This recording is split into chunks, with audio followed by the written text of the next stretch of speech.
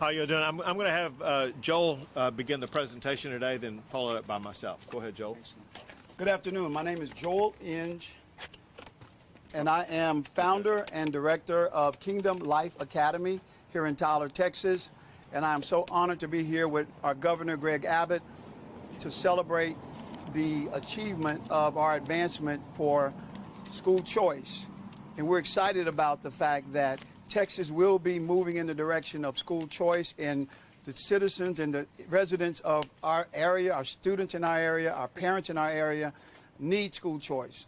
As a black founder of schools, I can speak to the issue of how important school choice is for our black and Hispanic students in our community, in the North Tyler community. We desperately need school choice in order to open up opportunities that we offer, for example, out here at our school at Kingdom Life Academy. Kingdom Life Academy, we are a Christ-centered, nonprofit micro school that's targeting low-income families and offering students a practical, Christ-centered education. And we want our students to be able to experience knowledge and skills in action-based projects. We equip our students to be able to impact the lives of citizens in our community. We work with the Tyler Code Enforcement, and our students go and serve elderly and disabled individuals who cannot clean up their yards. We train our students to give back. We love our residents here in Tyler and the nursing homes that we visit. We visit every Friday Rose Trails Nursing Home, and we teach our students to go by and visit the rooms and residents of the nursing home and to spend time conversing with them and building relationships. And here at Kingdom Life Academy, we own 23 acres, and in the context of our educational program, we teach our students real life.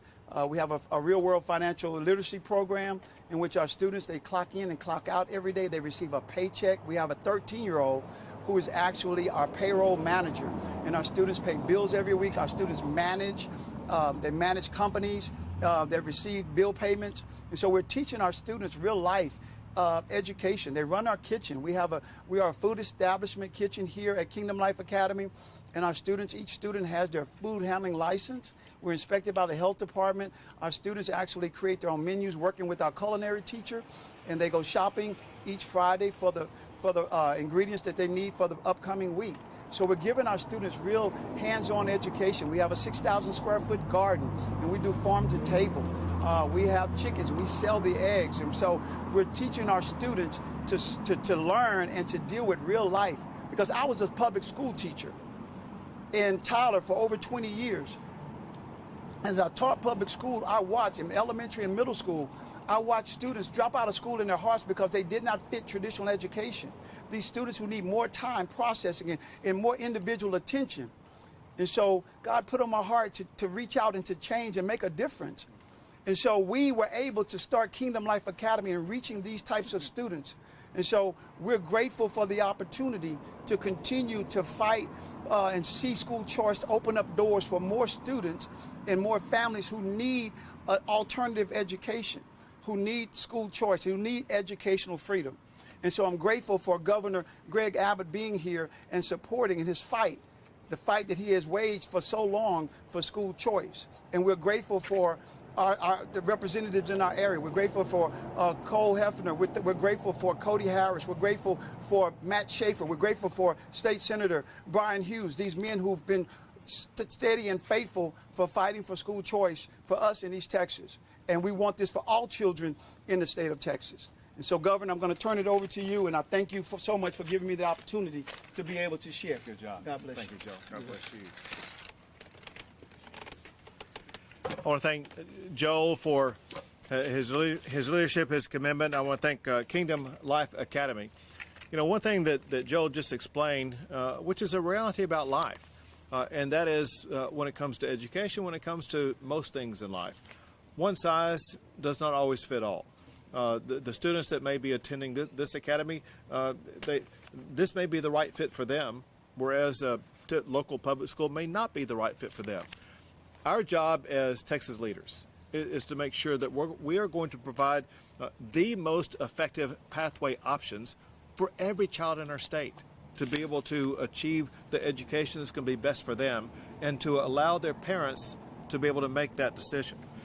What Joel has been able to do here is to have the ability, have the effect of being able to lift up every student who comes here and ensure that that student, when they leave here, they're going to be on a better pathway in life, especially those who come from racial minority or low-income environments.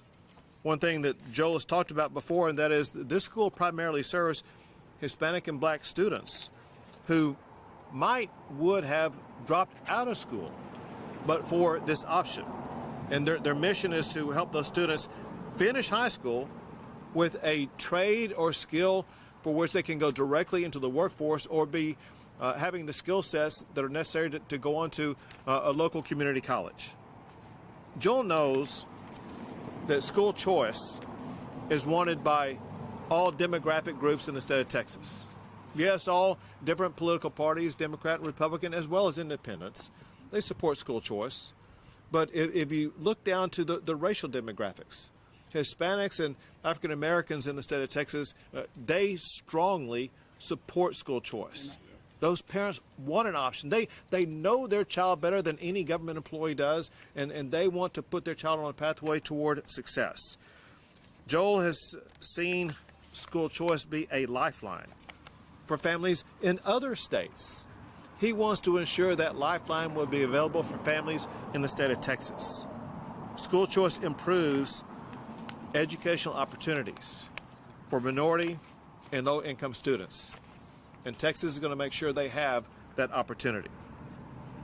Wealthy families in Texas, they already have school choice. All families in the state of Texas deserve school choice. And that's going to happen because of the elections that happened last night. I made sure that we would elect Republicans to the Texas House of Representatives in sufficient number to be able to pass a school choice plan just like the Texas Senate has passed many times.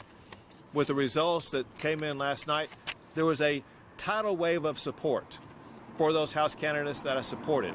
And we have more than enough members of the Texas House of Representatives elected last night to make sure that school choice is going to pass. And let me be clear about this also.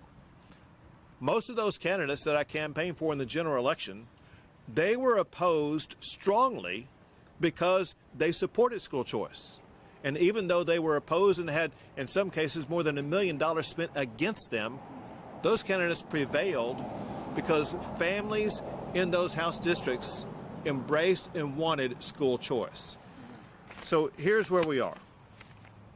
It's important to understand, as some people have debated the issue over the past session, over the past decade, they make it sound like you can't have both school choice and robust public schools. That's completely false. The reality is we can have the best public schools in America and also have school choice at the very same time. It does not have to be one or the other, and it's wrong to pit one against the other. Both public education and school choice are part of one of my primary goals this coming session, and that is achieving excellence in education. And the components of that are these. We will fully fund public schools in the state of Texas. We will provide teacher pay raises as well as teacher incentive pay to make sure we have some of the best paid teachers in the United States of America. We will enhance career and job skill training programs to ensure that for the kids who do not want to go on to a college, they will be able to go on to a high-paying job here in the state of Texas where there's high demand from some of the best employers in America. And we will also ensure that every parent has the right to choose the school that's best for their child by passing universal school choice in the state of Texas. With that, I'll be happy to take a few questions. How will you be able to pay for this? Just like we did in the last session. So, and this is very important that I make this clear and that you report it clearly. Some say that this is going to be paid for by taking money away from public education. That's completely false. The way that it was structured in the budget that we offered up last year, we had $6 billion extra for public schools that they did not vote in favor of. And then separate from that, we had a separate funding for school choice. and they act like they're taking money away from public schools, that would be talking like building roads is taking money away from public schools. That's just completely false. We'll have separate pots of money, one for public schools, which we will fully fund, teacher pay raises, which we will fully fund, and then a separate pot for school choice. How many votes do you have in county right now? So, you had like 77 or 78 going in. How many now? So counting what I call only true hardcore school choice proponents, there are 79 votes in favor in the Texas House. It takes 76 votes to get it passed. Okay. Republicans had a big night last night. President Trump is the president-elect. Do you agree with his plan to have the largest mass deportation in the history of the country? And if so, will you help? So know this, and that is know as he has talked about this and elaborated on it. He's going to do what almost every American agrees that he should do, and that is first find all the criminals who are here, who crossed the border illegally and committed a crime in the United States or had a criminal background before they came into the United States, and either jail them or remove them from the country. The last thing they should be doing is roaming the streets like what Kamala Harris and Joe Biden have allowed to do. If you are a danger to people in Tyler or people in Dallas or wherever you may be in our country, you should be off the streets, behind bars, or sent back to the country from which you came. What about the others who are here? Listen, President Trump has made perfectly clear that this is a process, and you have to have a priority list. His priority list that you begin with are the criminals. And he said after he gets done with that, he'll look elsewhere. But know this task is a mountain to climb because under the Biden administration, they decimated ICE. ICE is the primary federal agency that's in charge of this. It's going to take Trump time to build up the ICE enforcements like what last existed when he was last president, as well as the Border Patrol agents. And it's nothing that's going to happen overnight. It's a process to get there. And that process begins with building ICE, building Border Patrol agents, removing the criminals first, and then we'll see where it goes from there. $2.9 billion for Operation Lone Star. Now that Trump is the president-elect, will you still ask for that? The legislature? So we're going to be waiting to see, just like I was explaining to you, it's going to be a process for President Trump to be able to get his border and immigration reforms in place. We have to be a stopgap effort as it takes him time to get that in place. But I've had private talks with the president, and he's going to be stronger and better at securing the border than he was in his first term, which was very strong and effective. He already knows the levers to pull. He's going to be very effective at it because President Trump will provide a more secure border than any president in the history of the United States of America. That means that Texas will have the opportunity to consider repurposing that money for other purposes. It could be for education, could be for property tax cuts, sending it back to the people of the state of Texas. What do you say to people who are opposed to school choice that you're taking these students directly from public schools and that they're getting direct funding from each one of these students, and you're getting some of the best students that are leaving these schools and going directly to private schools? So what do you say? So Joel just debunked what you just said. I don't think Joel is getting the best and brightest students here. With all due respect, Amen. I mean you may. I don't want. And so Joel is and understand this also. Joel's not like the only person in the state doing this. We have people in every community doing what Joel's doing in one way or the other. We are ensuring that students who may have fallen through the cracks in their public school, they're going to have a new chance, a new opportunity to be able to learn, to achieve, to succeed, to be on a pathway to getting a job, earning a living, providing for the family, and living a good life. And that's exactly what the students are getting here at this academy. And we want to see other students in every community across the state of Texas be able to access that same opportunity. Governor Abbott, you've made it all the way here to East Texas to have communication with a private school like Kingdom Life. What kind of communication and outreach and effort have you made to speak with the public schools in the area in East Texas? So listen, the communication with all schools, we don't bifurcate this or trifurcate it. We're talking to educators, and we'll talk to educators about things, if you want specifics, the massive reforms that we've undertaken when the state of Texas took over HISD in Houston, Texas, and we saw what worked there, what didn't work there, and we were taking from their standards that we can apply more across the board. But whether it be in small towns, large cities, we're going to be working with educators across the board. Easy example. One thing that I've heard from educators that their top priority is, and that is increasing teacher pay. Know this fact, and that is if you look at all the money that was spent on public education last year, only a third of it went to teacher pay. That is wrong. I'll tell you this other fact, which is just amazing. Texas led all states on what's called capital expenditures. They're spending money on buildings. No state spent more money on school buildings than the state of Texas.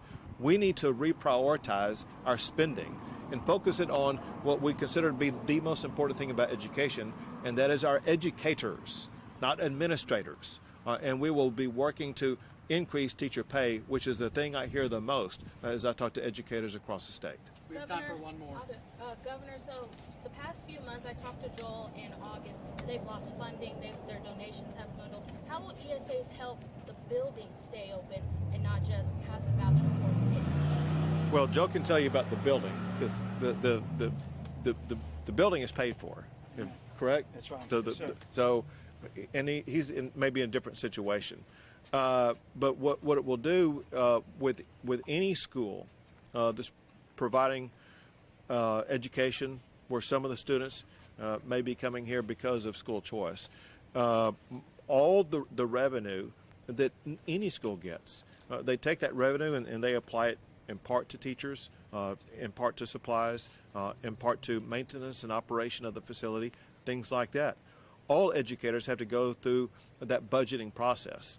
But the most important thing that any school has is making sure the children are getting a good education. And one of the most important elements of achieving that goal is making sure they have good quality educators who will work with those kids to put those kids on a pathway of achieving their own opportunity. Thanks, everyone. Appreciate your time. Thank you all. Can I tell again?